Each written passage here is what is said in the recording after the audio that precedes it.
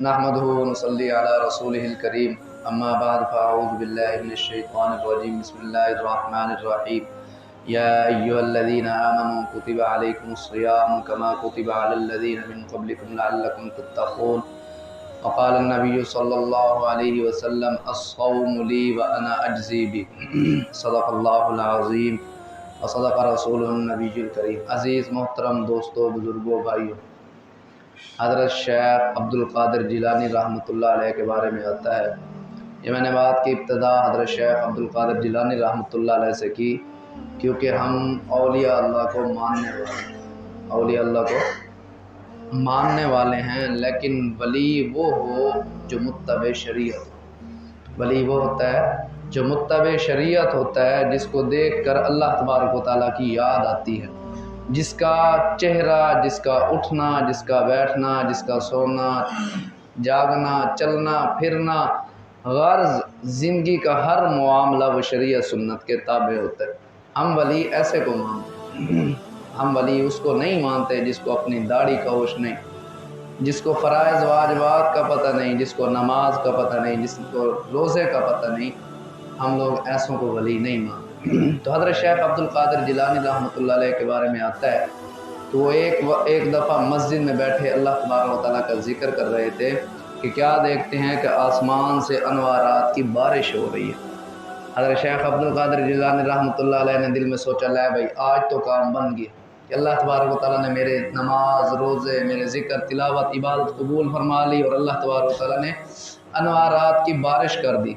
कहते इतना सोचना ही था कि ऊपर से आवाज़ आई कि शेख अब्दुल क़ादिर जिलानी जा, आज के बाद तुझे नमाज रोज़े की कोई फ़िक्र नहीं, हमने तेरे लिए नमाज रोज़े माफ़ कर दी।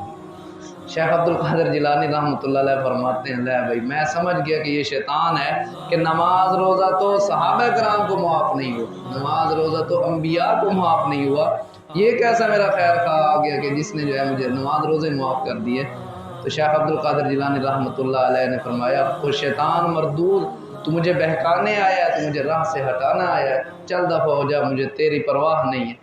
तो शैतान ने कहा कि वाकई शेख अब्दुल क़ादिर जिलानी, तुझे तो तेरे इल्म ने बचा लिया। हमने इसी तरह करके 500 आबिदों को जो सिर्फ तस्बीह पढ़ते थे, इसी तरह जो है अल्लाह अल्लाह करते थे, उनको दीन का नहीं पता था, उनको कोई इल्म नहीं था, ऐसे 500 लोगों को हमने गुमराह किया। आज हमारा भी हाल यही है। हम भी माशाअल्लाह उलमा के नज़दीक नहीं आते, घर में सारा कुछ कर लिया, मस्जिद उस वक़्त जाएंगे जब बिल्कुल टाइम 2 मिनट, 4 मिनट, 5 मिनट पड़ा हो, और जब आ जाते हैं तो फिर माशाअल्लाह फ़िक्र भी बहुत लगी रहती है कि जल्दी इमाम साहब जो है बात ख़त्म करें और हम घर भागने की करें। तो मेरे भाई, मन कान फ़ी हाज़िही आमा फ़हुव फ़िल आखिरति आमा, अल्लाह ताला कुरान पाक में इरशाद फरमाते हैं, जो इस दुनिया में अंधा रहेगा क़यामत वाले दिन भी अंधा उठाया जाएगा। इससे मतलब ये है कि दुनिया में भी जहालत से ज़िंदगी गुजारी और आखिरत में भी फिर अल्लाह तबारक व तआला उसको जाहिलों के साथ उसका हशर करेंगे। दोबारा खलासा कलाम बात करने का मकसद ये था कि वो शैतान, उसने कहा कि शेख अब्दुल क़ादिर जिलानी, तुझे तेरे इल्म ने बचा लिया। हज़रत शेख अब्दुल क़ादिर जिलानी रहमतुल्लाह ने फरमाया, ज़ालिम जाते जाते भी वार करना नहीं छोड़ा, मुझे मेरे इल्म नहीं बल्कि मुझे अल्लाह तबारक व तआला के फ़ज़ल ने बचाया। तो मकसद ये है कि जो शैतान शेख अब्दुल क़ादिर जिलानी को वरगलाने से बाज नहीं आया, उनको चक्कर देने से बाज नहीं आया, तेरे मेरे को बाज आ जाएगा। तो इस वजह से मस्जिद, मदारिस, उलमा के साथ जुड़े, बयानात में शरीक हो, बयानात सुने और उससे जो है अपनी इस्लाह करें। सिर्फ घर में बैठने का नाम दीन नहीं है, हमें दीन के मसाइल का भी अंदाज़ा होना चाहिए। दोबारा शेख अब्दुल क़ादिर जिलानी रहमतुल्लाह अलैह फरमाते हैं कि ये जो रमज़ान है ना, रमज़ान, इसके एक एक हर्फ में अल्लाह तबारक व तआला ने हिकमत रखी है। इसका एक एक हर्फ रमज़ान का एक एक हर्फ बताता है कि मैं क्या। रमज़ान में पहला हर्फ है रा। रा बताता है कि ये रमज़ान का महीना रहमतों वाला महीना है।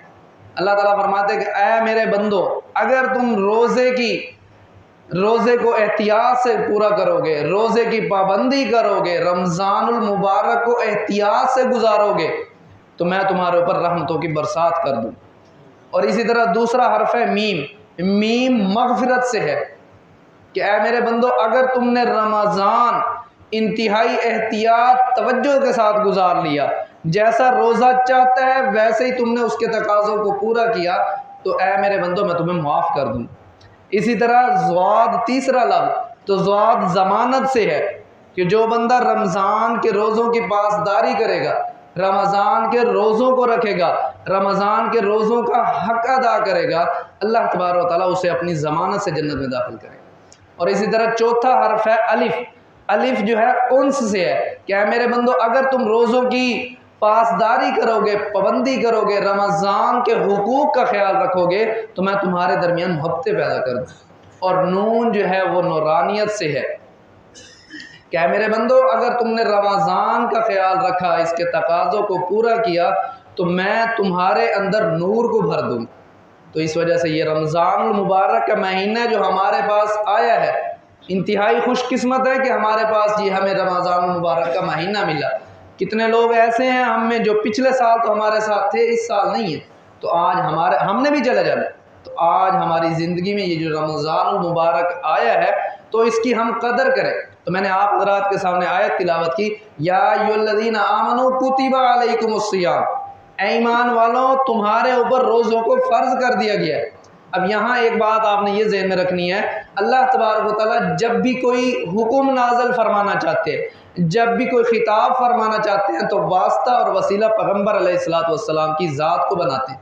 या अय्युहर रसूल कुल लिमन फी अयदीकुम, ए रसूल कह दीजिए आप, या अय्युहर रसूल बल्लिग, ए रसूल तबलीग कीजिए। अल्लाह तबारक व तआला अपने नबी अलैहिस्सलातु वस्सलाम को दरमियान में वास्ता सहारा बना रहे हैं। लेकिन जब रोज़ों का जिक्र आया ना तो अल्लाह तबारक व तआला की कमाल शफ़क़त मोहब्बत देखिए कि अल्लाह तबारक व तआला डायरेक्ट अपने बंदों से खिताब फरमा रहे हैं। या अय्युहल्लज़ीना आमनू, ए मेरे बंदो, ए वो लोग जो ईमान लाए, ए वो लोग जो मुझे रब मानते हो, सुनो क्या कहना चाहता हूँ। इसकी मिसाल ऐसे ही समझ लें जैसे आम बंदा है ना, आम बंदा, उससे वज़ीर आज़म बात करना पसंद नहीं करेगा, करेगा नहीं करेगा। तो अल्लाह तबारक व तआला हमें अपना बनाना चाहते हैं, हमें अपनायत का एहसास दिलाना चाहते हैं।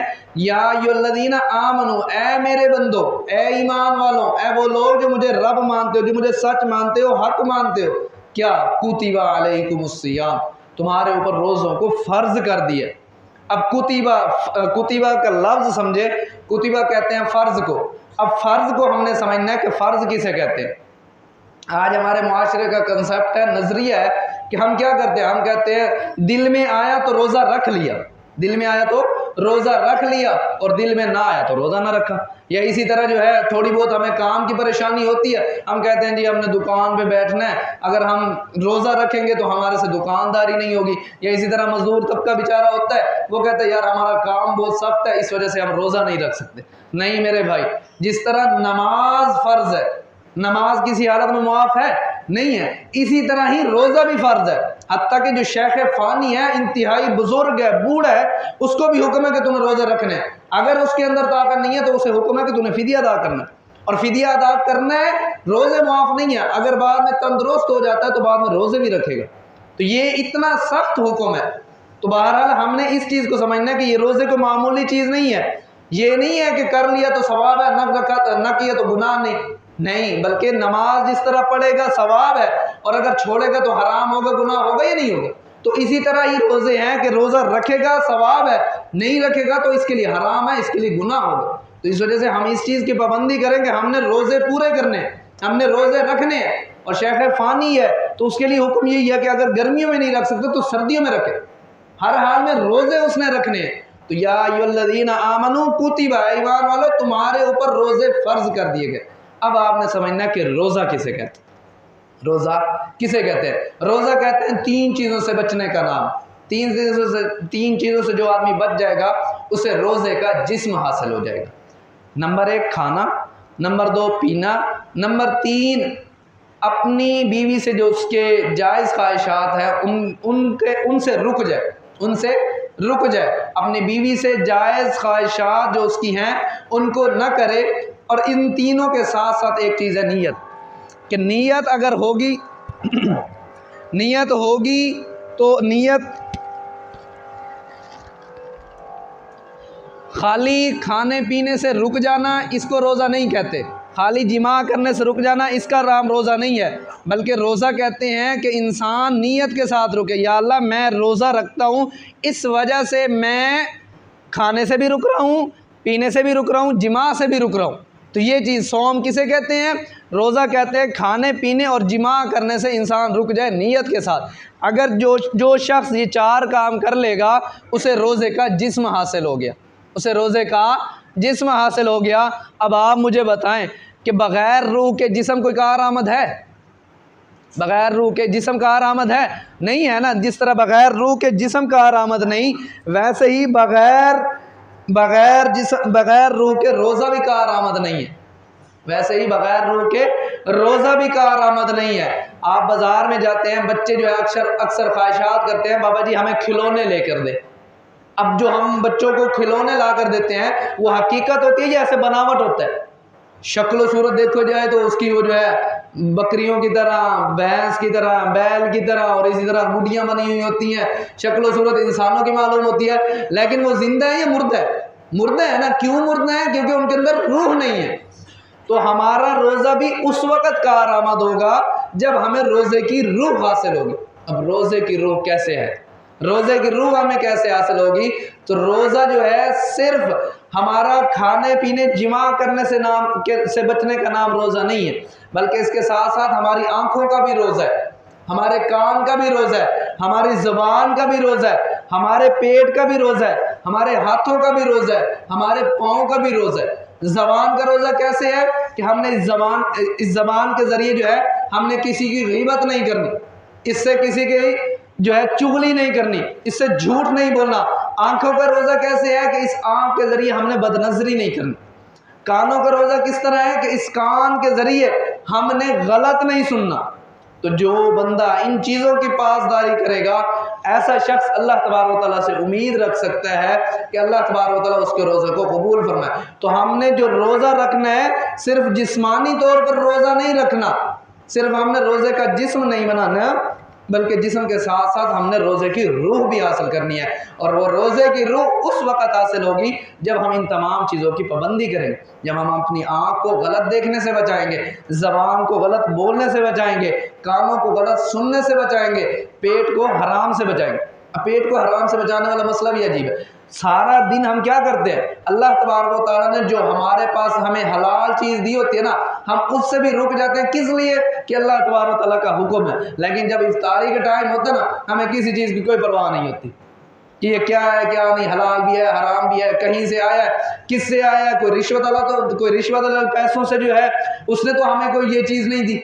इसी तरह एक शख्स का हराम का कारोबार है, नाजायज़ कारोबार है, सूदी कारोबार है, ऐसे शख्स ने तो हमें ये चीज़ नहीं दी, हमें कोई परवाह नहीं होती। बस वो जो है ना, हम गिर पड़ते हैं खानों के ऊपर। जैसे कोई शख्स जो है सदियों से भूखा था और उसे खाना नहीं मिल रहा था, तो उसे खाना मिला तो उसने टूट पड़ा।